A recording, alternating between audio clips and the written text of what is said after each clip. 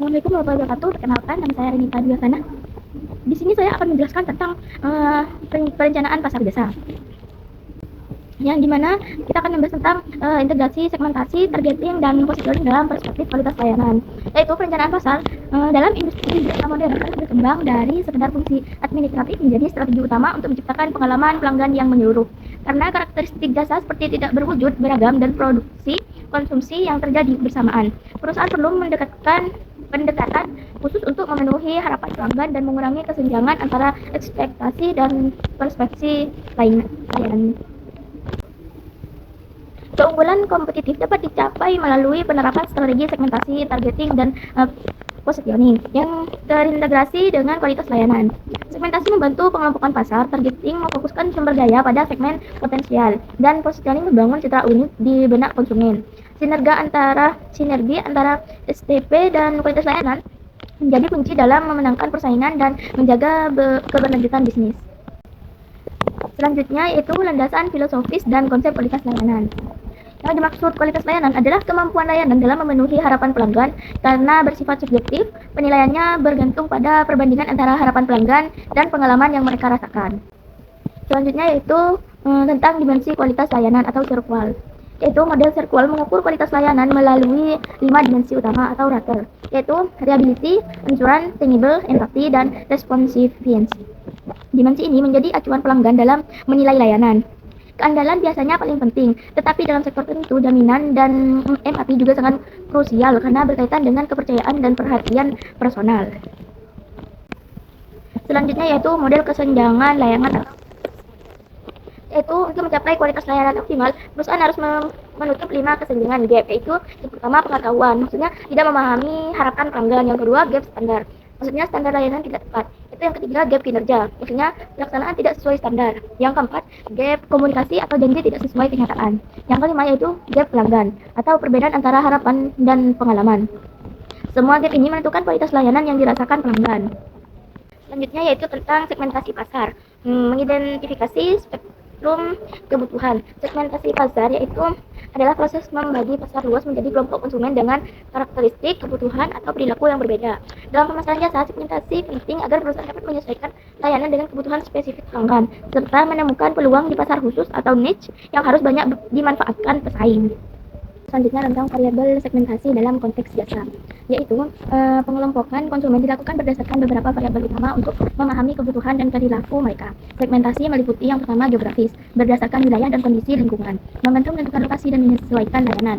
Yang kedua yaitu demografis, berdasarkan usia, pendapatan, dan lain-lain, untuk mengetahui daya beli dan preferensi dasar. Yang ketiga yaitu spektrografis, berdasarkan gaya hidup dan nilai, untuk memahami motivasi emosional pelanggan. Yang keempat perilaku, berdasarkan kebiasaan dan loyalitas, untuk mengidentifikasi pola penggunaan dan pelanggan utama. Semua variabel ini membantu perusahaan meningkatkan kualitas dan ketepatan layanan. Selanjutnya yaitu kekuatan segmentasi spektrografis dan perilaku. Data demografis menjelaskan siapa pelanggan, sedangkan data spektrografis dan perilaku menjelaskan mengapa dan bagaimana mereka menggunakan layanan. Di era personalisasi, pemahaman spektrografis seperti nilai dan kepribadian penting untuk menyesuaikan layanan. Misalnya, menyediakan layanan digital tepat bagi pelanggan yang menghargai efisiensi. Sementara itu, segmentasi perilaku membantu perusahaan memantau pola penggunaan, mendeteksi potensi pelanggan berpindah, dan melakukan tindakan proaktif untuk mempertahankan mereka. Selanjutnya yaitu syarat segmentasi yang efektif. Agar segmentasi efektif dan bisa diterapkan harus memenuhi 5 kriteria, yaitu yang pertama terukur. Segmen dapat diidentifikasi dan diukur. Yang kedua cukup besar, yaitu menguntungkan untuk dilayani. Yang ketiga dapat diakses atau maksudnya mudah dijangkau perusahaan. Yang keempat dapat dibedakan, itu memiliki karakteristik unik. Yang kelima dapat ditindaklanjuti, maksudnya bisa dibuat strategi pemasaran yang tepat. Selanjutnya yaitu targeting, memilih medan pertempuran yang strategis. Targeting maksudnya yaitu proses menilai dan memilih segmen pasar yang paling menarik untuk dilayani. Tujuannya adalah mengalokasikan sumber daya secara efektif agar kemampuan perusahaan sesuai dengan kebutuhan pasar yang dituju. Yaitu selanjutnya tentang evaluasi daya tarik segmen. Keputusan targeting ditentukan oleh beberapa faktor utama, yaitu yang pertama karakteristik segmen, yaitu ukuran, pertumbuhan, dan potensi keuntungan. Yang kedua yaitu persaingan, di mana tingkat potensi dan hambatan masuk. Yang ketiga kesesuaian sumber daya. Yang keempat adalah operasional, kesiapan regulasi, teknologi, dan kapasitas layanan.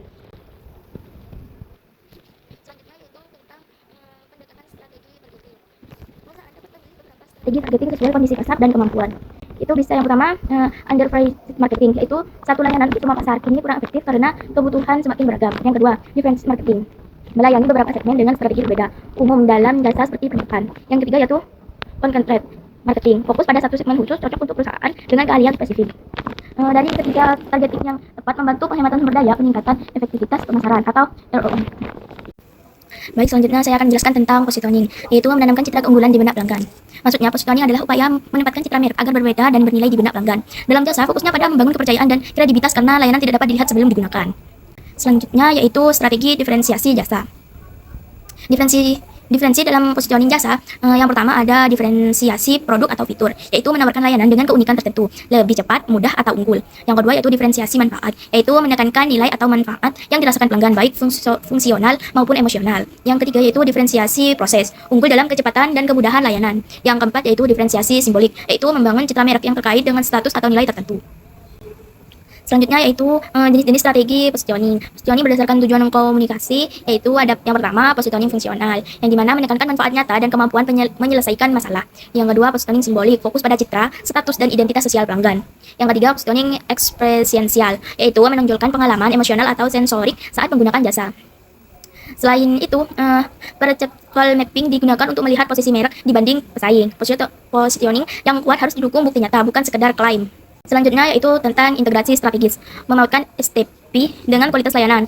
Keberhasilan jasa bergantung pada keselarasan strategi STP dengan kualitas layanan. Perusahaan tidak bisa unggul di semua dimensi sekaligus, sehingga targeting harus menentukan dimensi kualitas utama yang akan difokuskan dalam positioning. Selanjutnya yaitu pemetaan segmen terhadap dimensi kualitas. Segmen pasar memiliki kebutuhan berbeda sehingga perusahaan harus memprioritaskan dimensi kualitas layanan atau router yang sesuai. Yaitu yang pertama ada korporat atau bisnis, fokus pada keandalan dan kecepatan. Yang kedua ada individu premium, yaitu menekankan fasilitas fisik dan perhatian personal. Yang ketiga ada kesehatan atau medis, yaitu mengutamakan jaminan dan empati. Yang keempat, sensitif harga atau fokus pada fungsi dasar yang andal dengan biaya efisien. Intinya strategi layanan harus disesuaikan dengan motivasi tiap segmen untuk menciptakan posisi pasar yang kuat. Selanjutnya saya akan menjelaskan tentang mekanisme penciptaan nilai dan loyalitas. Integrasi STP yang tepat membuat perusahaan melayani segmen yang sesuai dengan keunggulannya, sehingga meningkatkan kepuasan pelanggan. Kepuasan ini mendorong loyalitas dan pembelian ulang.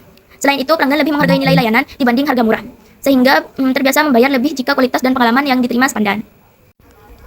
Selanjutnya, saya akan menjelaskan tentang peran strategis ISO 9001, yaitu 2015. Manfaat ISO 9001 dalam perencanaan pasar jasa secara jelas, yaitu satu, meningkatkan kepercayaan. Yang kedua, menunjukkan bahwa perusahaan memiliki standar kualitas yang diakui dan diaudit sehingga pelanggan dan citra lebih yakin. Yang ketiga, meningkatkan efisiensi operasional, membantu mengurangi proses yang tidak efektif sehingga biaya lebih hemat dan kinerja lebih optimal. Yang keempat, fokus pada pelanggan, mendorong perusahaan untuk selalu memantau kepuasan pelanggan dan terus memperbaiki layanan. Yang kelima, membuka akses pasar global, yaitu mempermudah kerjasama internasional karena sertifikasi ini sering menjadi syarat dalam bisnis global. Selanjutnya yaitu tentang regulasi sektoral dan standar pelayanan minimum atau SPM. Pemerintah Indonesia menetapkan berbagai regulasi untuk menjaga kualitas layanan, yaitu yang pertama ada sektor Kominfo. Tugasnya mengatur standar kualitas layanan untuk melindungi pengguna. Yang kedua, sektor industri dan jasa teknis, menetapkan standar pelayanan minimum agar layanan lebih pasti dan setara. Yang ketiga, Standar Nasional Indonesia atau SNI, memberikan pedoman kualitas bagi UMKM dan perusahaan agar layanan tetap konsisten. Selanjutnya, analisis kasus terapan strategi di berbagai industri. Kasus yang pertama ada florist premium atau biliar flowers. Segmentasinya fokus pada gaya hidup prestis dan estetika. Targeting yaitu korporat dan individu premium. Positioningnya yaitu produk elegan,